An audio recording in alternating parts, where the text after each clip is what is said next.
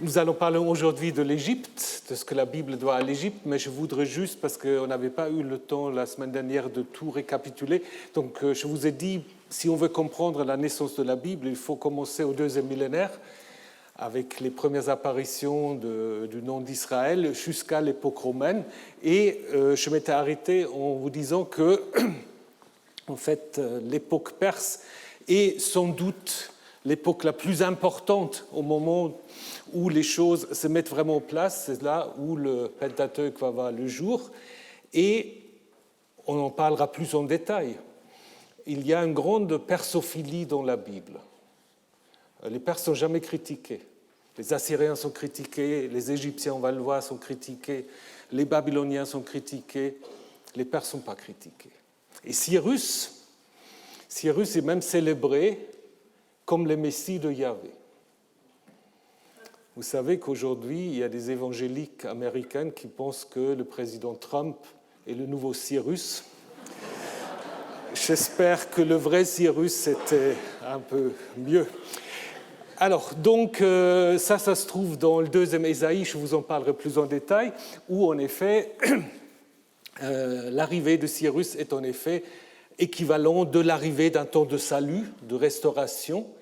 Et il est possible en fait que cette collection était à l'origine conçue, non pas pour figurer à la suite de la première partie, ce qu'aujourd'hui la première partie du livre d'Ésaïe, mais plutôt comme un annexe au livre de Jérémie. Pourquoi est-ce qu'on peut dire ça? Parce que, vous voyez, dans les chroniques, on dit la première année du roi des Perses, Cyrus, pour accomplir la parole de Yahvé, sortie de la bouche de Jérémie. Alors pourquoi est-ce qu'on l'a mis finalement Ésaïe par Jérémie? Il y a des gens qui cherchent encore des sujets de thèse, là ça c'est un bon sujet de thèse. Peut-être aussi parce que Jérémie était déjà assez long, et après les rouleaux ça devient un peu compliqué, parce que Jérémie tout seul a déjà 52 chapitres, alors que le premier Ésaïe n'a qu'à 39, donc c'est sans doute plus simple.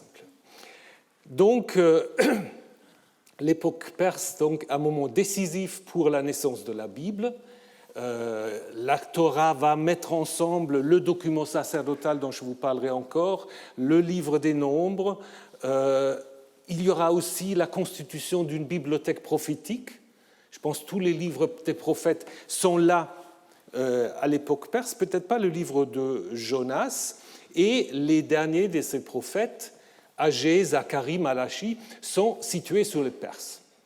Ça ne veut pas dire que tous ces livres étaient déjà complets à l'époque des Perses, notamment pour la deuxième partie de Zacharie.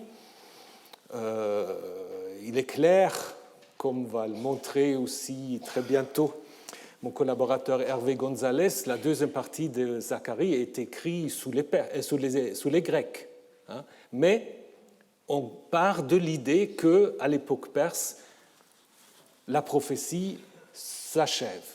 C'est l'idée de la fin de la prophétie que nous allons trouver plus tard aussi dans le Talmud. Et viennent ensuite les époques ptoléméennes et séleucides. Donc vous savez que, d'abord après la mort d'Alexandre, la Judée se trouve d'abord intégrée à l'empire ptoléméen pour passer vers 200 à l'empire séleucide. Il y a encore beaucoup de textes qui sont écrits à ce moment-là. Tous les textes de sagesse dont on va parler aussi, les prophètes, Coëlette, l'Ecclésiaste, Siracide, qui n'a pas pu entrer dans la Bible, mais aussi le Cantique des Cantiques. Le livre d'Esther, bien que situé sur le perse, c'est plutôt un livre grec, et idem pour les chroniques et le livre de Daniel, et peut-être le dernier livre de la Bible hébraïque, écrit vers 160, et reflète donc déjà les bouleversements sous les Maccabées. Mais à ce moment-là, on peut dire que les livres sont écrits, mais ils ne sont pas encore dans la Bible. La Bible n'existe pas encore à ce moment-là. Là, il faut encore attendre l'époque romaine, la destruction du temple de Jérusalem par les Romains, qui, d'une certaine manière, comme la destruction du premier temple, va provoquer autre chose. Donc la destruction du premier temple, ça va être en effet toute une littérature de crise qui va réfléchir pourquoi c'est arrivé. Et après la destruction du temple par les Romains, vous avez ici l'image que vous connaissez sans doute sur l'arc de Titus à Rome, avec la menorah. Cette destruction du temple, finalement, va signifier l'abandon du culte sacrificiel et, d'une certaine manière, la victoire de la synagogue sur le temple. Le judaïsme va devenir une religion de livres, de synagogue, et c'est surtout les pharisiens qui vont l'emporter. Donc le judaïsme va devenir en fait aussi une religion pharisienne.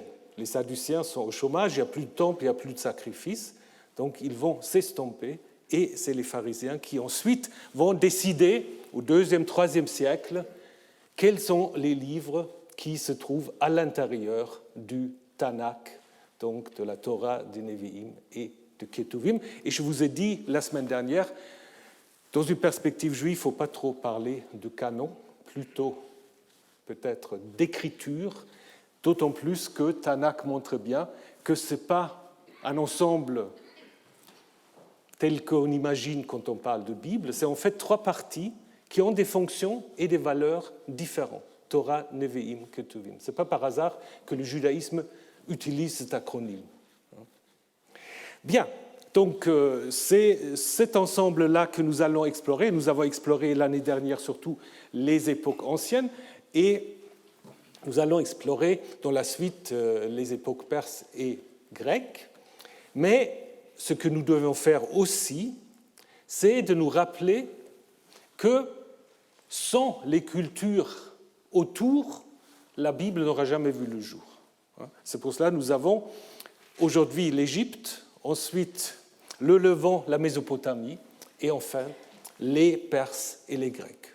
Donc sans ces cultures-là, il n'y aurait jamais eu de texte biblique. Donc aujourd'hui, nous allons nous interroger sur l'apport de l'Égypte à la Bible, ou des relations aussi entre le Levant et l'Égypte. Donc il est clair que, si vous voulez résumer la Bible hébraïque, c'est difficile, mais une des affirmations centrales, c'est la sortie d'Égypte. Le Seigneur nous a fait sortir d'Égypte. Certains disent même que c'est le noyau de toute la Bible, la sortie d'Égypte. Donc là, évidemment, l'Égypte est un pays dont il faut sortir, qui est un pays d'esclavage, de corvée, mais si vous regardez plus en détail, ce n'est pas la seule image que vous avez dans les textes bibliques. Il y a des textes qui, en effet, on va le voir, vont présenter une image beaucoup plus positive de l'Égypte. Et évidemment, ce qu'il faut garder en tête, c'est tout ce discours sur l'Égypte reflète en effet une longue histoire d'influence mutuelle entre l'Égypte et le Levant, qui commence en effet au 2e millénaire et qui est très important aussi au 1er millénaire.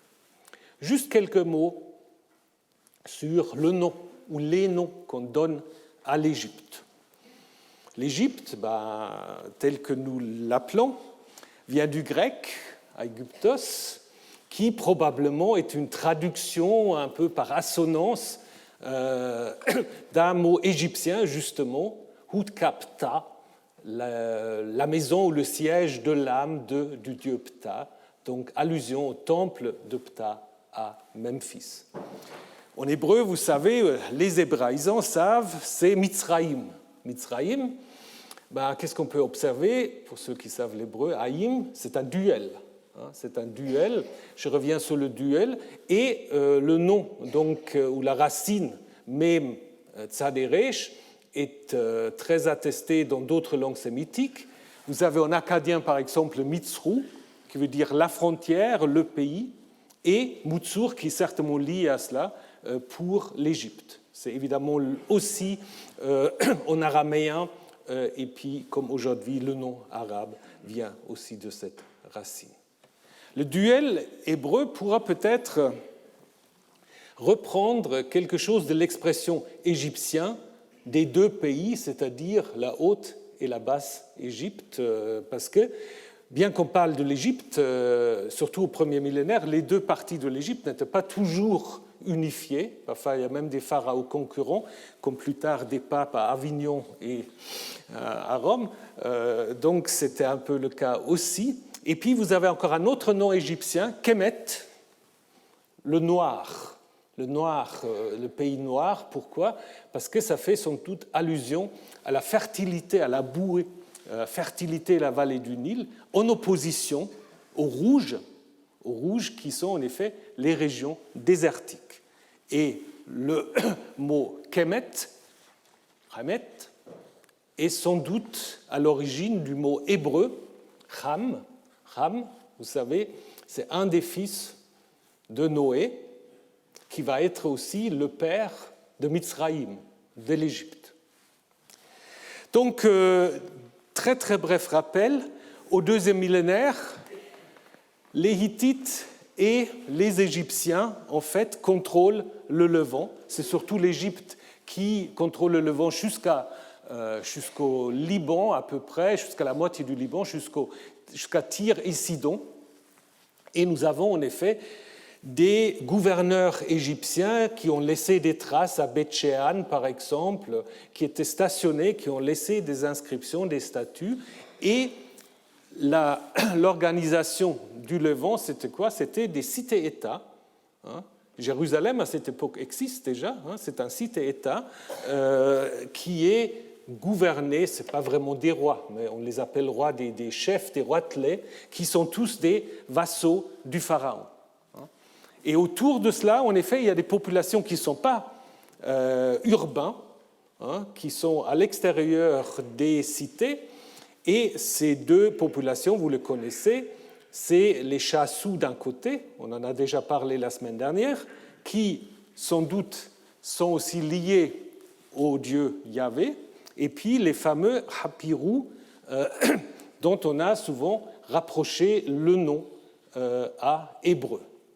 Je sais, il y a quelques assyriologues qui s'opposent toujours à cela, mais je suis de plus en plus convaincu qu'il y a un lien.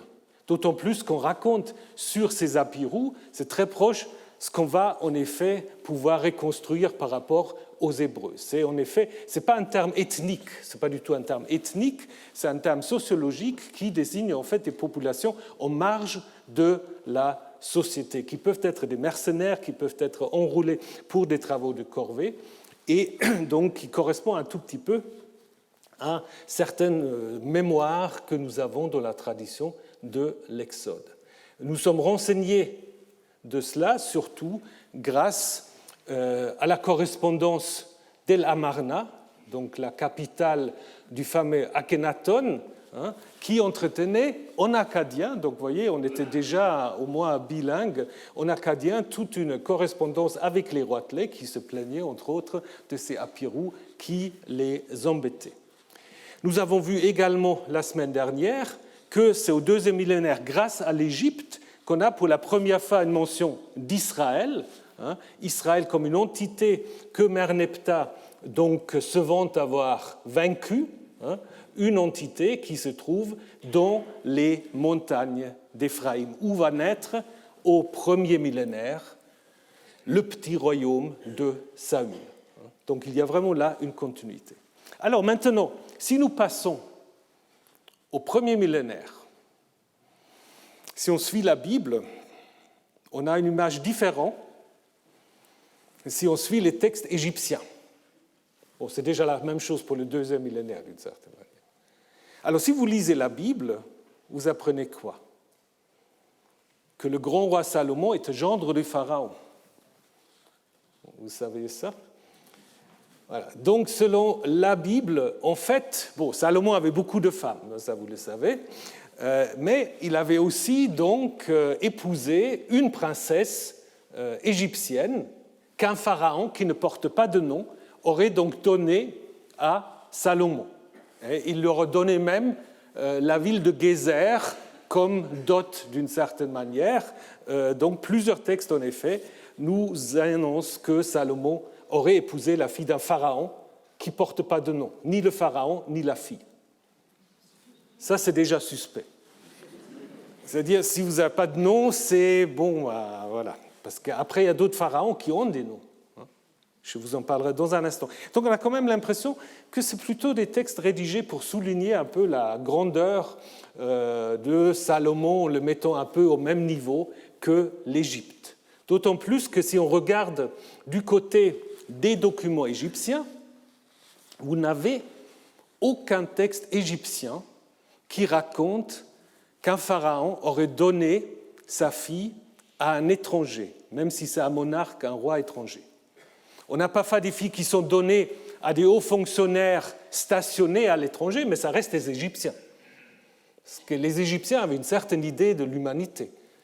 Il y avait les Égyptiens et les autres. Et donc, un pharaon ne pourrait pas donner sa fille à un non-égyptien. On intègre des princesses étrangères dans le harem, mais on ne fait pas le contraire.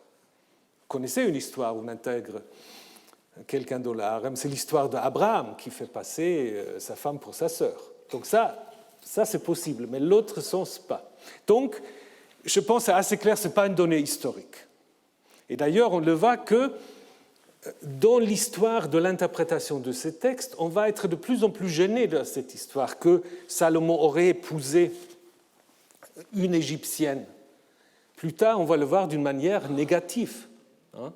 D'abord, on va lui donner un nom, puisqu'en 1 Chronique 4:8, on parle d'une Égyptienne, princesse égyptienne, mais qui n'a rien à voir avec Salomon, mais qui s'appelle Bithia, donc on va l'appeler ainsi. Et ensuite, on va dire, en effet, on va interpréter le fait que, selon 1 Roi 8:7, Salomon aura construit une sorte de maison pour cette femme, d'une manière négative, en disant, Salomon aurait dit, ma femme, ça c'est les chroniques qui disent ça, qui réécrivent en fait les livres des rois, et qui disent en fait, ma femme ne doit pas habiter dans la maison de David, car ils sont saints, les lieux où est entrée l'arche de Yahvé. Donc il ne faut pas que la fille du pharaon va en effet fréquenter le palais, le temple où se trouve l'arche. Et puis le Targum va encore plus loin. On dit, c'est ce mariage-là qui est à l'origine de la destruction de Jérusalem et l'exil. Donc vous voyez comment on réinterprète après l'histoire, parce qu'au début, c'était en fait pour souligner la grandeur de Salomon, et après, avec cette idée ségrégationniste, on va se dire, ah, ça c'était une des grandes erreurs, en effet, déjà de Salomon, d'avoir épousé une princesse égyptienne. Donc là, on est en dehors de l'histoire. Où on est dans l'histoire, c'est la campagne de Sheshonq. Sheshonq, voilà, là c'est un pharaon dont on donne le nom, et qui est bien attesté, Sheshonq ou Shishak dans la Bible, qui en effet a mené une campagne bien attestée à Karnak, en images et en texte. Et là aussi, de nouveau, différences intéressantes. Dans ce rapport de campagne, Jérusalem n'est pas du tout mentionné. Les livres des rois disent, si, il est quand même venu à Jérusalem, mais s'il avait fait ça, ce que dit 1 Roi 14, ce que vous pouvez lire, Sheshonq l'aura mis dans sa liste. Donc je crois que Sheshonq se fiche un peu de Jérusalem. Ça veut dire qu'à ce moment-là, Jérusalem, ce n'était pas encore un endroit intéressant. Petite chefferie, il n'y avait pas grand-chose à chercher. Et donc, si vous regardez en fait la liste des lieux en bleu où le pharaon est passé, vous voyez, c'est Gaza chez les Philistins, juste un endroit dans le sud, Arad, et après, tous les autres lieux, surtout Penoué, Adama, Penoué-Soukot, Betchan, Rechov, on est dans le nord, ce qui va devenir le royaume du nord. Et puis le quartier général, c'est Megiddo. Et ça va être une grande constante. Megiddo, ça va rester vraiment une grande constante, parce que Megiddo va être aussi le quartier général d'un pharaon qui va intervenir. Bon, j'attends un peu. qui va intervenir 3 siècles après, sous le pharaon Néchao II. Néchao II qui va aussi faire campagne, et là, curieusement, on n'a pas de documents égyptiens, mais c'est un pharaon qui n'a pas laissé beaucoup de traces en Égypte. Par contre, on a des traces chez Hérodote. Donc Hérodote ne l'a certainement pas copié de la Bible, donc je pense qu'il y a une certaine vraisemblance que Néchao a profité de l'affaiblissement des Assyriens pour, en effet, essayer de nouveau contrôler le Levant. Et, de nouveau, son quartier général, c'est Megiddo. Et là, va mourir le roi le plus aimé de nos auteurs bibliques, le roi Josias. On dit simplement, de manière assez laconique, le pharaon Néchao monte à rejoindre le roi d'Assyrie vers le fleuve d'Euphrate. Le roi Josias marcha à sa rencontre, mais le pharaon, dès qu'il le vit, tua Josias à Megiddo. Bon, c'est tout. Il n'y a pas de commentaire, c'est assez bref. Alors, qu'est-ce qu'il est vraiment arrivé? Il y a beaucoup de questions qui restent ouvertes. Est-ce que Josias se sentait tellement fort qu'il pensait pouvoir faire la guerre au pharaon? Ou est-ce qu'il était déjà vassal du pharaon? Le pharaon l'avait en effet fait venir à Megiddo et trouvait qu'il n'était peut-être pas un vassal très fiable. Tout ça reste mystérieux. On a ensuite de nouveau une réécriture de cette histoire dans les chroniques. Vous savez, les chroniques réécrivent toute l'histoire toujours avec l'idée, s'il y a quelque chose de mauvais qui arrive, il doit y avoir une raison. Et là, la raison est assez intéressante. Je vous le laisse lire. Là, Josias vient et le roi égyptien lui dit « Mais ne te mêle pas de mes affaires. Dieu m'a envoyé ici et donc tu ne dois pas t'opposer à Dieu qui est avec moi de peur qu'il ne te détruise. » Verset 21. Et donc, ce qui est intéressant, Josias, en fait, n'écoute pas, et c'est pour cela qu'il est tué. Donc là, c'est un peu la faute de Josias. Il faut expliquer pourquoi Josias est tué. Et là, nous avons de nouveau, à la fin des chroniques, un des rares cas où un roi étranger parle au nom de Dieu. Cyrus le fait au chapitre 36, en disant c'est Yahvé qui lui a dit de renvoyer les exilés pour qu'ils reconstruisent le temple. Et Néchao va dire qu'il a été envoyé par Dieu et Josias ne veut pas l'écouter. Donc ça veut dire que les souverains étrangers peuvent avoir une parole divine et Josias ne veut pas l'écouter. Ce qu'on apprend ensuite, c'est que Néchao va en effet s'emparer d'une certaine manière du petit royaume de Judée, ou de Juda. Il va destituer Joachaz, que les Judéens avaient mis sur le trône. Il va l'exiler en Égypte et il va prendre le frère aîné de Joachaz, qui aurait dû être le vrai héritier de Josias, pour le mettre sur le trône. Et il va changer son nom de Eliakim en Joachim. Ça veut dire quoi? Que le pharaon, en fait, donne comme nom de trône un nom yaviste. Alors, est-ce que c'est vrai ou pas? Mais c'est comme si le pharaon respectait, en fait, le nom du dieu tutélaire de la Judée. Donc, là, vous voyez, depuis Sheshonq jusqu'à Néchao, on a parfois des campagnes où l'Égypte essaie de s'emparer de nouveau d'une partie du Levant. Mais il y a d'autres textes où l'Égypte apparaît plutôt comme un allié potentiel d'Israël ou de Judée. C'est-à-dire face à l'Assyrie, face à Babylone, on va chercher en effet appui auprès du Pharaon. Et ça s'est critiqué dans plusieurs textes prophétiques, notamment dans le livre d'Osée. On dit c'est comme une colombe naïve, sans cervelle, qui court ci là, une fois chez les Assyriens, une fois chez les Égyptiens. Donc en fait, cette politique est critiquée.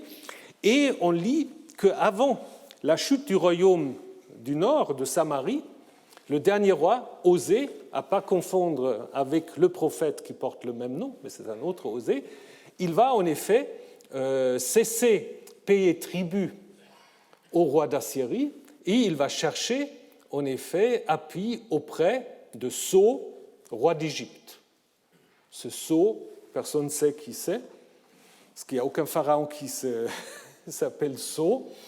Peut-être c'est juste la transcription de Nisot, donc mot égyptien, un des mots égyptiens pour dire roi, simplement. Sur le plan historique, il doit s'agir d'un pharaon assez faible. Osorkon, c'est justement un de ces pharaons qui règne juste sur le nord et sur la partie est du delta, et qui va lui-même se soumettre à un pharaon couchite, donc qui règne dans le sud, du nom de Pillé, et vous le voyez sur cette stèle. Sur cette stèle, vous voyez le pharaon Osorkon qui s'agenouille, qui se prosterne devant le pharaon couchite. Lors des derniers jours de Juda, pareil, Sédéchias, dernier roi, est soutenu par Apriès, qui est en fait le neveu de Néchao, et on voit qu'il y avait une certaine égyptophilie à la cour de Jérusalem, parce que vous trouvez à la cour de Jérusalem, à ce moment-là, un prêtre qui porte le nom de Pachrour. Et c'est un nom égyptien qui veut dire « enfant de Horus ». Alors, est-ce que le prêtre lui-même était égyptien? Est-ce qu'il a été délégué par le pouvoir égyptien? Ou est-ce qu'on a juste pris un nom égyptien parce qu'on voulait bien se faire voir par le pouvoir? Ça, c'est possible, évidemment, aussi. Mais tout ça ne va pas servir parce que les Babyloniens vont s'imposer. Et puis, on a ce commentaire, le roi d'Égypte ne sortait plus de son pays car le roi de Babylone avait pris tout ce qui avait appartenu au roi d'Égypte, depuis le torrent d'Égypte jusqu'au fleuve d'Euphrate. Donc, toute la Transeuphrataine, d'une certaine manière, est maintenant sous contrôle des Babyloniens. Et là cesse d'une certaine manière la possibilité pour les Égyptiens de contrôler le Levant. Par contre, ce que va provoquer l'empire babylonien, la prise du Levant par les Babyloniens, ça va être en effet la descente en Égypte d'une certaine partie de la population. Donc on lit dans le livre des rois que certains Judéens restés dans le pays descendent en Égypte, et puis selon le livre de Jérémie, on voit que c'est surtout dans le delta, on a un certain nombre de noms, Migdol, Daphné, Memphis, Patros, comme noms où vont se trouver ces Judéens descendus en Égypte. Et ça, c'est un moment très très important, parce qu'à partir de cela va en effet se mettre en place la diaspora égyptienne, qui va en effet s'inspirer à la fois des traditions égyptiennes, mais aussi hellénistiques, parce que déjà à ce moment-là, l'Égypte c'est un melting pot, il y a les Grecs, il y a les Égyptiens et il y a d'autres populations. Ce qui explique aussi que les livres prophétiques, souvent, ils n'aiment pas trop ces gens qui sont descendus en Égypte. Ils trouvent qu'ils sont trop influencés par les traditions égyptiennes. Et justement, le chapitre 20 du livre d'Ézéchiel va reprocher aux Israélites d'avoir toujours préféré le culte égyptien aux exigences du Dieu d'Israël. Alors, on a dans la Bible quelques indications, mais on a surtout, et ça c'est vraiment une grande chance, on a beaucoup d'informations sur les Judéens, mais peut-être aussi les Israélites en Égypte, grâce à Éléphantine. Éléphantine, Syène, donc une île dans le sud du Nil, a en effet produit lors des fouilles, d'abord des fouilles allemandes, des nombreux documents écrits en araméen qui montrent en effet la vie de ces Israélites et Judéens, mercenaires sans doute en grande partie, qui s'étaient installés dans cette île. Et on voit, et c'est très intéressant aussi pour comprendre l'histoire de Joseph, parce qu'on voit qu'il y a beaucoup de mariages entre les Égyptiens et les Israélites judéens, qu'on peut avoir deux noms, un nom hébreu et un nom égyptien, et surtout qu'on peut construire un temple au dieu Yahvé, qu'on vénère en même temps avec Anat et une autre divinité et Shem Bethel. Donc là, évidemment, on voit comment l'Égypte, là aussi, va être très très important à l'époque perse. Il y a une tradition dans la Bible qui se base aussi sur des réalités, qui est la tradition de l'Égypte comme terre d'accueil, mais aussi comme terre d'abondance. Lorsque Lot va choisir où il veut aller, lorsqu'il se sépare d'Abraham, il va donc dans la région de Sodome et Gomorrhe, qu'on imagine à l'époque comme une région extrêmement fertile. Et on dit que cette région était comme le jardin de Yahvé, donc le paradis, le jardin d'Éden, comme le pays d'Égypte. Donc c'est intéressant, le pays d'Égypte équivaut le jardin de Yahvé. Et vous avez après toute une tradition, lorsque le peuple est dans le désert, dans le livre d'Exode et des Nombres, il y a toujours cette nostalgie de l'Égypte, des pots de viande d'Égypte, l'abondance de l'Égypte, qu'on retrouve dans des nombreuses descriptions aussi de pays. Même le Deutéronome dit, oui, tu vas aller dans le pays que Yahvé t'a donné, mais attention, ce n'est pas aussi simple que le pays d'Égypte. Le pays d'Égypte, tout est donné, il y a l'abondance. Et on trouve cela du côté égyptien déjà dans le tombeau du général Horemheb, qui devient après pharaon, et qui en effet dit un grand discours, elle se plaint un peu, là il n'y a rien de nouveau sous le soleil, si vous entendez certains discours aujourd'hui, c'est tout à fait la même chose, il y a trop d'étrangers qui viennent, qui ne savent pas comment vivre, ils sont venus, leur pays meurt de faim et ils vivent comme les bêtes dans le désert. Et donc là, déjà, on a en effet des contrôles à la frontière et on ne laisse pas entrer n'importe qui. On sélectionne. Donc ceux qui sont bien habillés, qui ont des choses à amener, on les laisse entrer et les autres, ils restent dehors. Donc vous voyez, il n'y a pas des longues durées dans l'histoire de l'humanité. Alors, la même thématique, vous l'avez, je l'ai déjà mentionné, dans l'histoire d'Abraham. L'histoire d'Abraham, parce que c'est aussi à cause d'une famine, nous dit-on qu'Abraham descend avec sa femme, Sarai, en Égypte. Donc, ce n'est pas une histoire réelle, historique, mais ce qui est historique derrière, c'est cette idée qu'on descend en Égypte lorsqu'il y a des famines. Même sujet dans l'histoire de Joseph. Bon, après, là, curieusement, le pharaon apparaît de manière assez positive parce qu'il ne sait pas ce qu'il fait. Il prend la femme d'Abraham, mais il ne sait pas du tout qu'il a pris sa femme.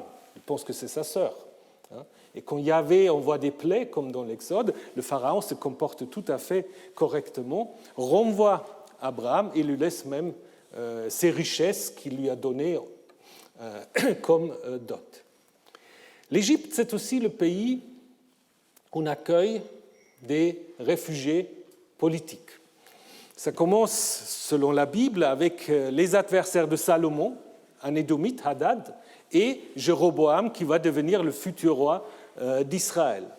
Vous avez, ça je l'ai déjà mentionné, suite à la destruction de Samarie et de Jérusalem, vous avez des Israélites et des Judéens qui descendent en Égypte pour y trouver refuge. On apprend aussi qui a dénommé prophète Uriyahu, un collègue de Jérémie, qui veut échapper au roi, et le roi Sédéchias, parce qu'il annonce, comme Jérémie, la destruction du temple, et donc il se réfugie en Égypte, mais comme Sédéchias, là ça ne marche pas très bien, comme Sédéchias est déjà vassal du roi, donc ce prophète est restitué et a un destin, disons, moins enviable. Thème qui continue jusqu'au Nouveau Testament, puisque vous connaissez, selon l'évangile de Matthieu, la fuite de la famille de Jésus en Égypte, là aussi pour échapper à des oppressions de la part d'Hérode et pour accomplir évidemment la prophétie d'Osée d'Égypte, j'ai appelé mon fils. Donc c'est une longue tradition. Un autre moment très important à souligner, c'est évidemment que même si l'Égypte n'est pas si présente dans le Levant au premier millénaire qu'il a été au deuxième, il y a quand même constamment des influences égyptiennes. C'est pour cela, je pense, que c'est très important qu'on s'intéresse à cela. Il y a des influences culturelles et littéraires. D'abord, si vous regardez les sceaux avec lesquels on signe des documents qu'on porte autour du cou, qui sont un peu votre signature, vous le mettez dans l'argile, et entre le 8e et 6e siècle, vous avez en fait une abondance de ces sceaux qui sont égyptianisants, qui reprennent en fait des motifs égyptiens, tout évidemment en écrivant en hébreu, en paléo-hébreu. Mais là, par exemple, je vous ai mis toute une collection de serpents ailés, les fameux séraphim, que vous trouvez aussi dans le récit de la vocation d'Ésaïe. Ésaïe, il est question aussi de ces serpents en fait, qui sont partis de la cour céleste et qui fonctionnent un peu comme les gardiens du trône divin. Et on apprend aussi que dans le temple de Jérusalem, il y avait un serpent. On nous dit que le roi Ézéchias fit disparaître les hauts lieux, etc., les matzebot, les Asherah, et broya le serpent de bronze que Moïse avait fabriqué. Ça, ce n'est pas une invention. Parce qu'on ne va pas attribuer à Moïse d'avoir fabriqué un objet qu'ensuite on va considérer comme étant idolâtre. Donc là, ça nous montre quand même qu'il y avait une vénération d'un serpent dans le temple de Jérusalem. Pourquoi Ézéchias, si c'est vrai, pourquoi Ézéchias aura-t-il détruit cet objet? Peut-être parce qu'il était devenu vassal des Assyriens et qu'il fallait se débarrasser des objets trop égyptiens. Ça, c'est possible. Mais il est clair qu'il faut vous imaginer une sorte de culte d'un serpent guérisseur, très connu aussi en Égypte. Et plus tard, on va raconter, en fait, dans le livre des Nombres, toute une histoire pour légitimer Moïse quand même. Parce qu'on va dire, en fait, vous connaissez cette histoire où le peuple est mécontent dans le désert. Yahvé, pour le punir, va envoyer des serpents et Moïse va intercéder et Yahvé lui dira « Tu construiras un serpent de bronze et ce serpent, les gens doivent regarder vers ce serpent et ça va les guérir. » C'est peut-être une sorte d'étiologie de ce serpent dans le temple de Jérusalem.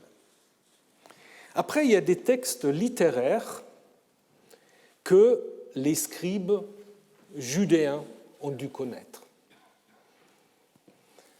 Alors, ça pose une question très intéressante par rapport aux compétences linguistiques des scribes. À mon avis, il est clair qu'ils savaient l'akkadien, au moins les scribes d'un certain niveau, parce qu'on a parlé déjà du Deutéronome, repris des traités assyriens. Mais je pense que certains devaient aussi connaître l'égyptien. Et je vais vous le montrer dans un moment. D'abord, je voulais vous présenter très brièvement deux grands textes littéraires égyptiens qui ont circulé et qui montrent d'ailleurs aussi, au niveau du contenu, des liens entre l'Égypte et le Levant. Le plus connu sont tous les romans de Sinoué. Je ne sais pas si vous l'avez déjà lu. C'est en effet un haut fonctionnaire qui va quitter l'Égypte à cause des problèmes au niveau de la succession des rois. Ce n'est pas tout à fait clair. Il va partir d'Égypte et puis il dit lui-même, c'est un roman qui est écrit à la première personne, et il dit « Je ne sais pas ce qui m'a éloigné de ma place ». C'est comme un rêve, comme si un homme du delta se voyait déplacé à Éléphantine. Donc là, tout à l'heure, on a parlé d'Éléphantine. C'est comme si un homme du delta se voyait déplacé à Éléphantine. Ça veut dire c'est comme si un Parisien se voit tout à fait déplacé dans la province la plus obscure. C'est un peu ce qui arrive là à Sinué, donc il ne comprend pas trop ce qui lui arrive, hein, et qui ensuite va en effet faire tout un voyage qui l'amène jusqu'à Byblos, donc jusqu'en Phénicie, où il va en effet, il va être fatigué, c'est un peu comme Moïse, il va être fatigué, il va plus savoir comment se nourrir, et puis tout à coup il est accueilli par un chef des retenus, des Asiates, dans un pays où il dit plein de vin et du miel. Ça aussi quelques consonances bibliques, qui l'accueille et qui va le donner en fait comme époux à sa fille, donc il devient son genre, donc c'est un peu Moïse à l'envers. Et puis ensuite, il y a toutes sortes d'aventures qu'il doit évidemment faire, et il doit aussi combattre un fort, un géant de retenus, qui n'est pas non plus sans rappeler le combat de David contre Goliath, parce qu'il va l'abattre avec sa propre hache, et va donc s'imposer avant finalement de retourner en Égypte. Donc il y a quelques motifs qu'on n'a pas mis en rapport aussi avec l'épopée de Moïse, ce qui est tout à fait possible. Je mentionne brièvement encore le conte des deux frères, parce que ça c'est très important, ce conte des deux frères. C'est une histoire assez curieuse, parce qu'on ne comprend pas vraiment tout ce qui se passe. Ce qui est intéressant, c'est la première partie, où il y a en effet deux frères qui portent des noms divins, Anpu ou Anubis et Bata, donc deux frères. Le plus jeune travaille pour le frère âgé, et puis la femme du frère âgé veut séduire le jeune, il résiste, et il est faussement accusé par la femme d'avoir voulu la violer. Donc c'est tout à fait ce qui se passe dans l'histoire de Joseph. Je vous montrerai ça en plus en détail. Après, il y a toute une histoire très bizarre où il va s'éloigner, il va mourir, il va ressusciter, il va d'abord se manifester sous la forme d'un taureau, et puis la femme va devenir enceinte de lui parce qu'entre-temps elle est devenue un arbre, et puis elle a mangé une écorce de cet arbre, mais peu importe. Après, c'est une sorte de légitimation du fait que Bata devient le nouveau pharaon. Tout ça, on peut laisser couper. Je crois même les Égyptiens n'avaient pas compris vraiment cette histoire. Mais la première partie, oui, la première partie, je pense, c'est en effet une sorte de conte populaire, mais qui est très très proche de ce que nous avons au chapitre 39 de la Genèse. Mais maintenant, ce qui est vraiment le plus proche, me semble-t-il, au niveau littérature, c'est des textes de sagesse égyptiens et judéens. Donc d'abord, vous savez que ce qu'on appelle la sagesse égyptienne, elle est, on peut la présenter autour du concept de Ma'at. Peut-être vous avez déjà entendu parler de Ma'at. Ma'at, c'est quoi? Difficile à traduire.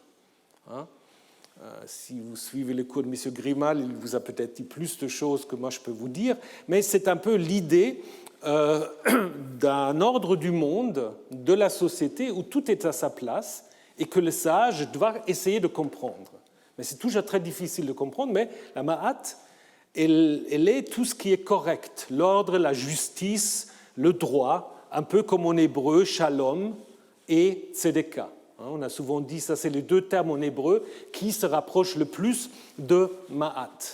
Et Ma'at, ce qui est intéressant, d'abord, Ma'at, elle est représentée par une plume.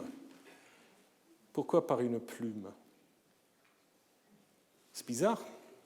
Alors ça peut être en effet l'outil des scribes, et c'est les scribes en effet qui transmettent la sagesse, mais une plume c'est aussi souple, ça s'adapte, ça ne se casse pas quand il y a du vent, donc ça peut en effet s'adapter aux circonstances. Après, la plume devient en fait la coiffe d'une jeune fille qui est d'une certaine manière divinisée et qui représente en fait la Ma'at. Donc la Ma'at va se personnifier, va se diviniser d'une certaine manière, et on va avoir dans la Bible le même phénomène avec la sagesse. Ce que vous avez au chapitre 8 du livre des Proverbes, la sagesse qui va parler, qui va se présenter comme étant créée par Yahvé avant l'origine du monde. Elle est divine, elle était là pour amuser, pour jouer devant Yahvé, comme prémisse, et elle est d'une certaine manière médiatrice entre Dieu et les hommes. Alors, vous connaissez tous cette image de la chapelle Sixtine.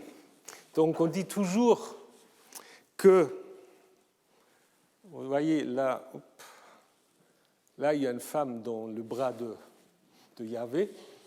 Alors on a souvent dit c'est Ève, mais certains disent que ça peut être aussi la sagesse qui en effet accompagne Yahvé au moment de la création du monde. Mais ce n'est pas très important. Ce que je voulais vous montrer, en fait, que cette personnification de la sagesse dans le livre des Proverbes peut être mise en relation avec la personnification de la Ma'at, qui d'abord est un concept et qui ensuite devient personnifié.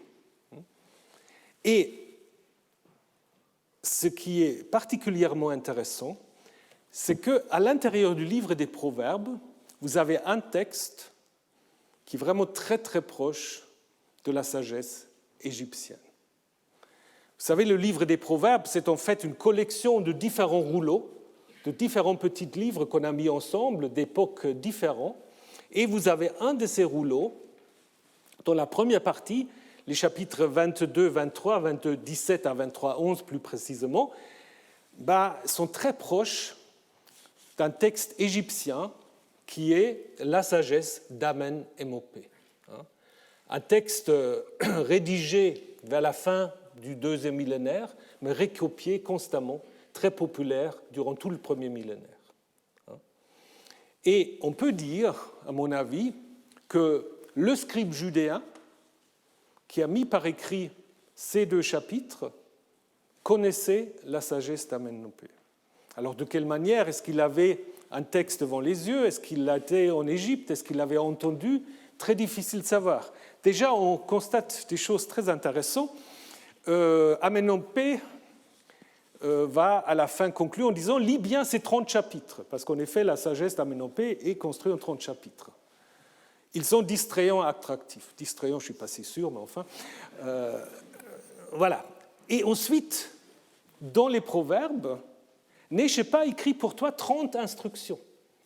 On a du mal à trouver 30 instructions précises. Donc je pense que le 30, ça lui venait en effet de ce texte égyptien qu'il a intégré en fait dans le texte hébreu. Et on peut donner quelques exemples qui vous montrent en effet que c'est très proche.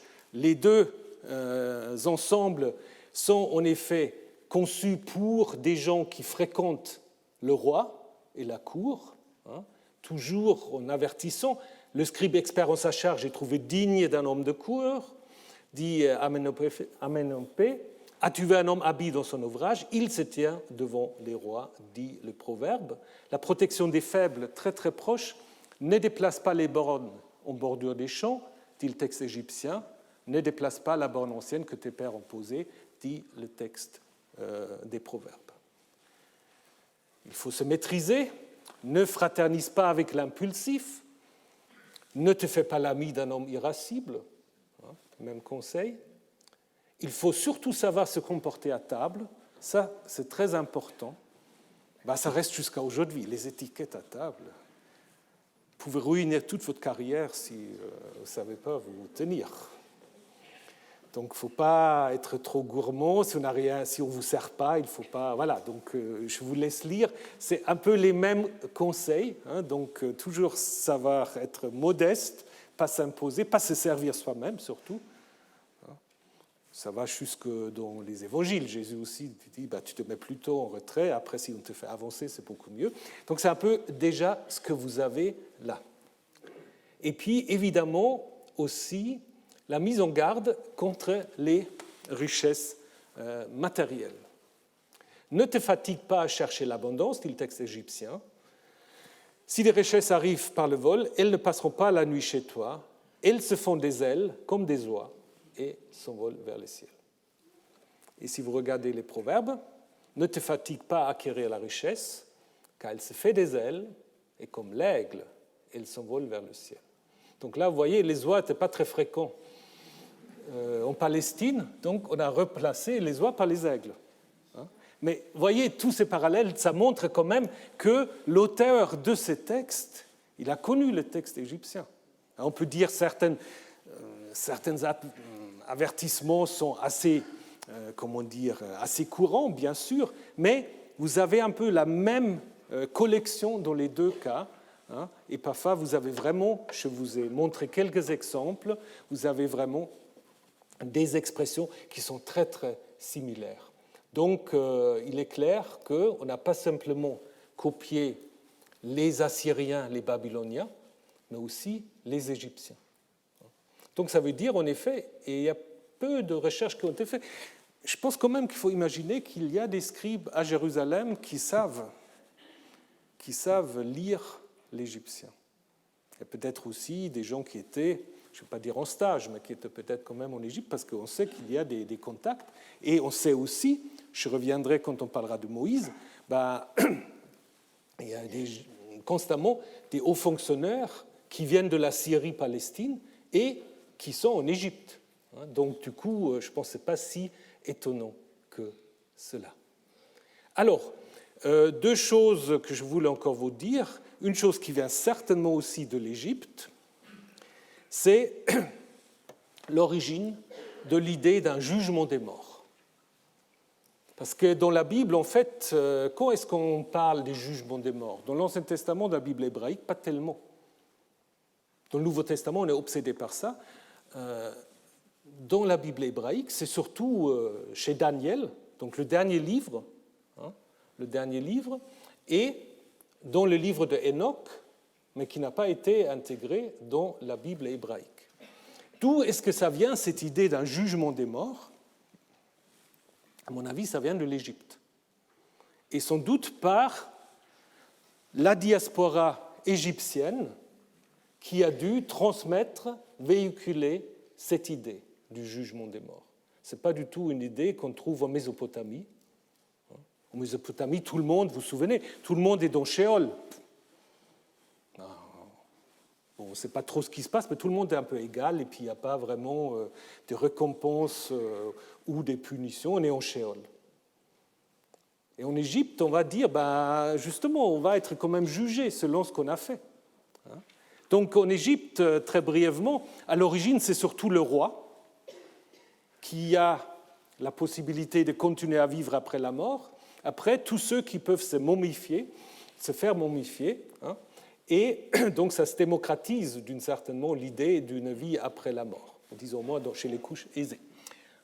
Même l'idée du jugement va avoir une certaine évolution. D'abord, le jugement concerne Seth, un des dieux associés aux enfers, qui a tué son frère Osiris et qui est jugé pour cela.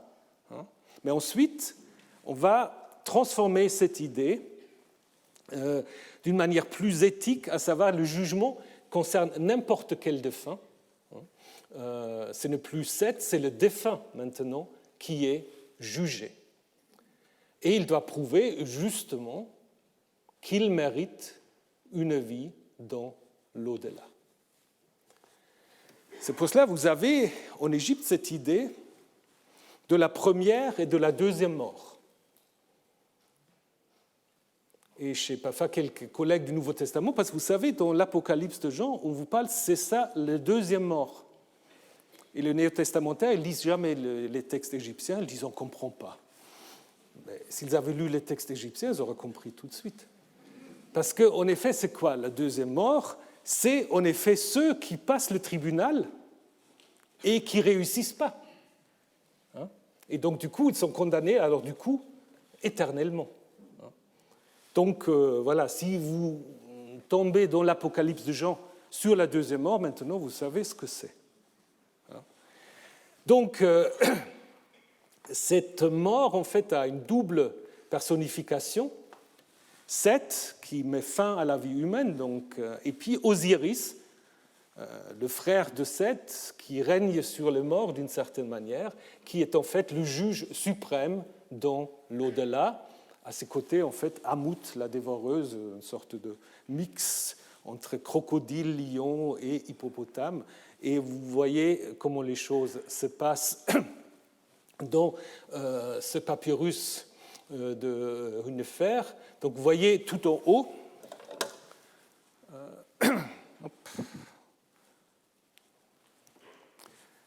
Voilà, je vais faire un stage. Tout en haut, vous voyez le mort en face de tous ces juges. Après, il est amené par Anubis vers la balance.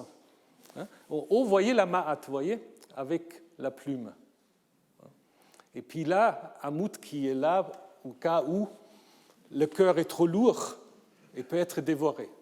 Sinon, voilà, Thoth qui va prendre le procès verbal, et puis le mort est amené ensuite vers Osiris, lorsqu'il a en effet donc réussi ses examens. Alors pour réussir cet examen, évidemment, il faut faire une sorte de confession de péché qu'on n'a pas commis, toute une liste. Et ça, c'est très intéressant parce que dans le livre de Job, on a toute une série « je n'ai pas fait ça, je n'ai pas fait ça, je n'ai pas fait ça » en Job 31, qui est très très proche de ces confessions que vous avez dans les livres des morts. Et ce jugement, en effet, permet d'une certaine manière de dire que ceux, et ça va être très important dans le judaïsme et surtout dans le christianisme, les justes qui ne sont pas récompensés durant leur vie terrestre, ils seront récompensés après la mort. Donc en fait, c'est une manière de résoudre un problème théologique. Pourquoi les justes sont opprimés, doivent mourir si tôt, pourquoi ils ne sont pas dans le bonheur. Ce n'est pas important. La chose importante, c'est d'échapper à la deuxième mort. Donc, et ça, je pense, ça c'est vraiment une influence égyptienne majeure. Maintenant, très très brièvement, quand on regarde comment la Bible va parler de l'Égypte, comme je vous ai dit, c'est très différent selon le cas. Dans la table des nations, d'abord, qui est au chapitre 10 de la Genèse, on va en effet avoir cette idée que les nations se répartissent selon les trois fils de Noé, Sem, Ham et Japhet, qui vont en effet remplir la terre connue à l'époque, disons jusqu'à Gibraltar, maybe jusqu'à l'Inde, grosso modo, mais surtout la Mésopotamie et la péninsule arabique. Et quand on parle en effet des fils de Ham, on va en effet les énumérer.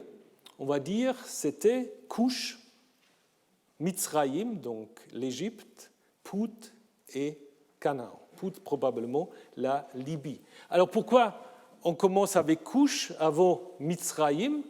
Ça peut peut-être refléter le fait que Cush reflète la Nubie et au 7e, 6e siècle, l'Égypte était en effet gouvernée par ce qu'on appelle parfois les pharaons noirs. Les pharaons noirs africains, donc, qui en effet avaient pris le pouvoir. Peut-être c'est une indication en effet de l'époque où vient ce texte. Comme le temps avance, peut-être je vais me réserver 5 minutes la semaine prochaine pour vous parler très brièvement de deux visions très très différentes de l'Égypte, dans l'histoire de Joseph, dans l'Exode. On va s'interroger très brièvement, vraiment très brièvement, parce qu'il faut que je parle des autres choses aussi, sur Moïse. Moïse, est-ce que c'est un Égyptien? Certains disent oui, on va voir. Et puis, on va voir comment, à la fin, l'Égypte va devenir quand même le pays où tout le monde peut se rassembler. Il y a quand même un happy end, d'une certaine manière, avec l'Égypte. Mais pour cela, il faut attendre la semaine prochaine.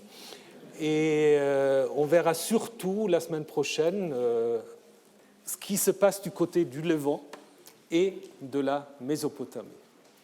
En attendant, je vous souhaite une bonne semaine, soyez prudents et puis j'espère vous voir la semaine prochaine.